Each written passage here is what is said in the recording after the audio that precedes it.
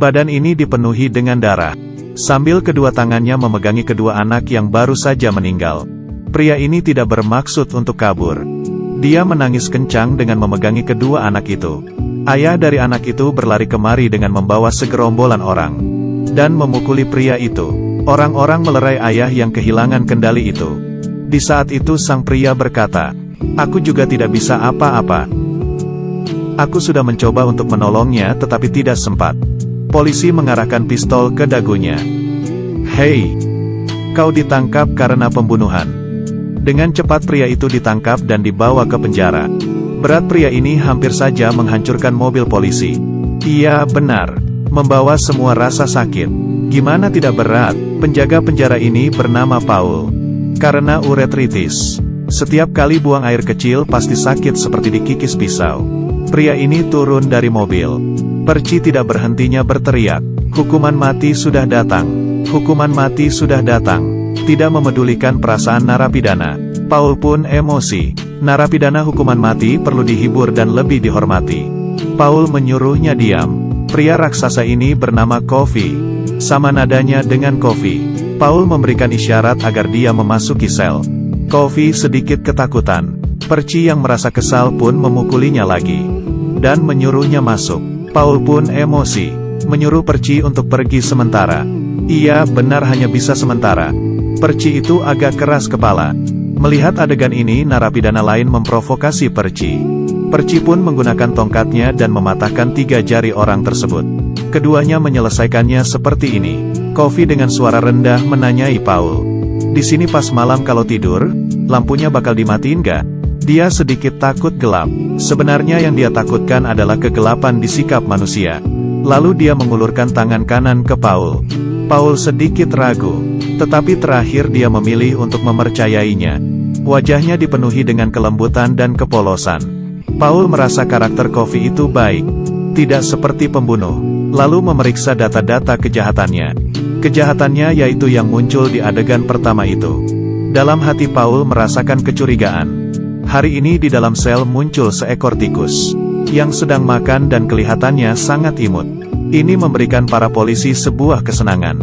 Tetapi Perci tidak senang. Dia malah mengejar dan memukul tikus itu. Hingga dipenuhi keringat. Hari ini, Paul dengan seorang narapidana yang akan dihukum mati. Melakukan ucapan perpisahan terakhir. Narapidana itu berkata ke Paul. Masa selama hidupnya yang paling bahagia. Paul berharap dia bisa pergi dengan tenang. Sebelum dilakukan hukuman mati, dia memangkas abis rambut si narapidana. Lalu menutupi kepalanya dengan kain hitam. Menggunakan busa dan merendamkannya ke air. Lalu meremas busa itu di atas kepala narapidana. Sehingga arus dapat dengan cepat melewati otak. Kalau tidak para narapidana akan mati disiksa seperti neraka. Waktu pun tiba, petugas eksekusi mulai menyalakan arus. Arus listrik itu langsung memasuki sekujur tubuhnya. Dia kejang kesakitan. Hanya dengan 2 kali arus dia akhirnya meninggal.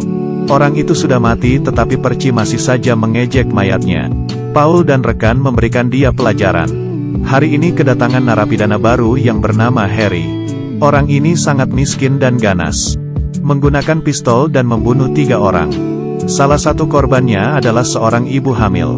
Di saat memasuki pintu, Coffee memperingati Paul untuk hati-hati. Hati-hati ya. Baru saja jalan melewati pintu. Harry langsung memukul penjaga itu. Sayangnya si Paul ditendang di bagian selangkangannya. Rekan lainnya juga tidak bisa menahan si narapidana. Di saat yang penting itu, Hal pun datang. Dan langsung mengarahkan pistolnya ke Harry. Sekali pukulan lagi, akhirnya dia kembali ke alam sadarnya. Paul yang menderita uretritis, hanya bisa terbaring di lantai. Di saat itu Coffee memanggil mengatakan dia ada masalah. Paul pun menahan sakit dan berjalan ke sana. Coffee langsung menangkap Paul. Hingga Paul kaget dan langsung memegang pistolnya. Narapidana di sebelah berteriak minta tolong. Coffee pun memegang selangkangan Paul. Di saat itu lampu di sel mulai menyala. Lalu, lampunya mati. Coffee melepaskan tangan kirinya, kembali ke tempat tidur dan menghela nafas. Kelihatannya sangat menderita. Selanjutnya dia membuka mulutnya selebar mungkin. Dan menghembus banyak serangga hitam. Ini adalah sebuah keajaiban. Kofi berkata dia sudah menyembuhkan penyakit uretritis Paul. Lalu karena capek dia kembali tidur. Paul masuk ke toilet dan mencobanya. Dan benar-benar terasa nyaman sekali. Paul yang menerima bantuan, merasa kasus Kofi ada yang janggal. Dia menemui pengacara Kofi. Yang tidak terpikirkan adalah, pengacara ini ternyata rasis. Tidak hanya tidak membantu Kofi, dia juga menyamakan Kofi seperti seekor anjing yang tidak tahu harus berbuat apa. Karena anjing sudah gigit melukai mata kanan anaknya. Dan terakhir dia bahkan mengingatkan Paul untuk hati-hati terhadap Kofi. Tanpa ada hasil Paul pun kembali ke penjara. Dia membawakan Kofi sebuah jagung untuk tanda terima kasih. Kofi yang berbaik hati membagikannya ke para narapidana. Dan juga tikus. Harry di sebelahnya merasa tidak bahagia. Tiba-tiba memuntahkan liurnya ke muka Paul. Dan menyiramkan air kencingnya ke penjaga satunya lagi. Dan kopi yang sudah ditahan lama di dalam mulut muncrat ke muka sang penjaga. Para penjaga pun kedua kalinya membawa dia masuk ke dalam ruang kurungan. Hari ini setelah Perci menyiksa selesai narapidana, tiba-tiba ditangkap oleh narapidana lain. Sambil mengucap kata-kata yang menghina di telinganya. Lalu sambil memegang selangkangannya, untungnya Paul datang dan mengarahkan pistolnya. Si narapidana itu pun melepaskan Perci. Dia kencing di celana. Narapidana di sebelah pun tertawa. Lihatlah dirimu seperti beruang, menindas dan takut akan hal-hal yang sulit. Orang lain sekali menggerakkannya, langsung ketakutan seperti anak kecil yang kencing di celana. Perci pun lalu pergi. Paman narapidana ini sangat menyayangi tikus. Menganggapnya seperti anak. Paman narapidana itu meminta Paul untuk menjaga tikus itu. Ini adalah kelembutan terakhir si paman. Dan juga kepercayaannya. Tetapi tikus itu baru saja berlari melewati batas. Tidak. Paman itu langsung berteriak dan menangis. Ingin berlari keluar tetapi ditahan. Tikus itu sudah diinjak mati oleh Perci yang hatinya sangat busuk itu. Di saat itu, Kofi bersuara. Cepat berikan ke saya. Mungkin masih sempat. Paul dengan cepat memberikannya ke Kofi. Berharap ada suatu keajaiban. Kofi memegang tikus di kedua telapak tangannya. Ekor tikus itu pelan-pelan mulai bergerak. Saat itu tangan Kofi mulai memancarkan sinar. Muka penjaga terpapar cahaya terang. Setelah cahaya terang itu, tikus yang tadi mati menjadi hidup kembali. Kali ini batuknya Kofi semakin hebat. Dia mengangkat kepalanya lalu memuntahkan serangga hitam.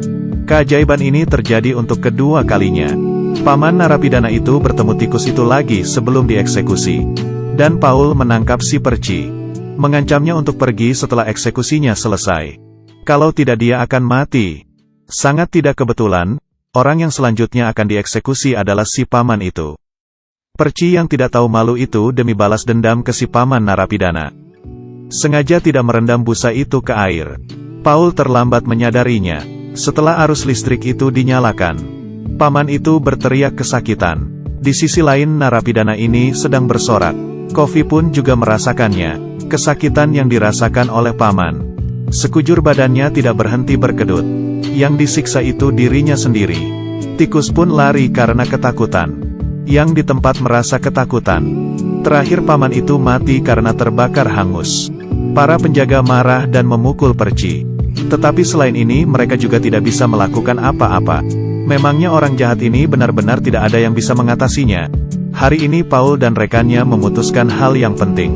Membawa Kofi untuk mengobati istri atasannya yang menderita tumor. Agar rencananya tidak digagalkan. Mereka memasukkan obat tidur ke dalam minuman. Dan mengurung Perci ke dalam ruang kurungan. Lalu diam-diam membawa Kofi ke rumah Hal. Kali ini tidak memborgol tangan Kofi. Mereka seperti ini mempercayainya. Lalu datang ke rumah Hal. Hal mengira terjadi suatu keributan. Dia pun membawa pistol. Tapi tatapannya yang lembut dan tulus membuat Hal tidak bisa menahan diri. Kofi pun memasuki pintu depan. Wanita itu tidak bisa dikenali seperti kerasukan setan. Kofi berjalan ke sebelah kasur. Dengan lembut menyium kening wanita itu. Sang wanita membuka mulutnya. Dan muncul sebuah cahaya terang. Penyakit tumor itu dihisap keluar. Cahaya terang itu menerangi seluruh kamar. Hal melihat hingga bengong. Jam dinding pun retak. Keajaiban ketiga pun muncul. Kali ini Kofi 2 kali lebih parah sakitnya. Tetapi yang aneh adalah, Kali ini dia tidak memuntahkan serangga hitam. Sang wanita itu pun siuman. Kembali cantik seperti bidadari. Sang wanita itu untuk memberikan tanda terima kasih. Dia memberikan kalungnya kepada Coffee dan memakaikan kalung itu ke lehernya. Selanjutnya Paul dan rekan kerjanya membawa pulang Coffee yang kesakitan ke penjara. Perci yang dilepaskan pun hingga sekarang masih tidak mau bertobat. Saat itu Coffee menarik si Perci. Para penjaga datang untuk menghalanginya, tetapi tidak bisa melawan kekuatan si Coffee. Lalu memasukkan serangga hitam yang berjumlah sangat banyak ke mulut Perci. Perci pelan-pelan pun menjatuhkan tongkatnya. Pandangannya menjadi seperti orang linglung. Berjalan lalu berhenti di depan narapidana. Si narapidana pun berdiri dan mengucapkan kata-kata penghinaan lagi ke Perci. Dia mengeluarkan pistol.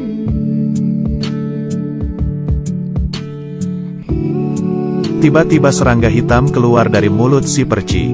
Coffee mengatakan ke Paul, "Saya sudah menghukum orang jahat." Kedua gadis itu dibunuh oleh narapidana ini. Narapidana itu menggunakan hubungan antara kedua kakak adik itu. "Kamu menyayangi adikmu tidak? Kalau kau bersuara aku akan langsung membunuhnya, mengerti?" Paul yang mengetahui kebenaran itu pun merasa putus asa. Coffee berkata, "Kamu sudah mengerti apa yang kurasakan kan? Aku setiap hari harus merasakan rasa sakit itu." Paul menggunakan kekuatan jabatannya untuk membebaskan Coffee. Tetapi Coffee tidak ingin pergi. "Aku sudah capek. Aku tidak ingin menjadi seekor burung yang terbang sendiri lagi." Iya benar, dia sudah terlalu capek. Dia tidak ingin menjadi malaikat yang kesepian lagi. Dia sudah muak dengan kelakuan manusia. Harapan terakhir Coffee adalah melihat sebuah film, dan ingin Paul menonton bersama dengannya. Film musikal yang berjudul Surga. Dia yang larut dalam film itu pun muncul penuh senyuman.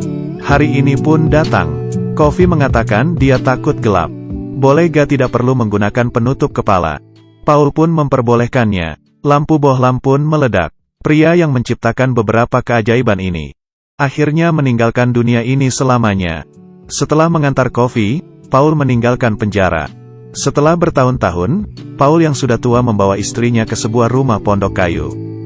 Dari dalam kotak keluar seekor tikus. Ini adalah tikus yang waktu itu mati dan ditolongi oleh Coffee. Ternyata kekuatan Coffee setengahnya diberikan ke Paul. Setengahnya lagi diberikan ke tikus. Terakhir, berharap akan ada malaikat yang mendarat di bumi lagi di masa depan. Jangan lagi diperlakukan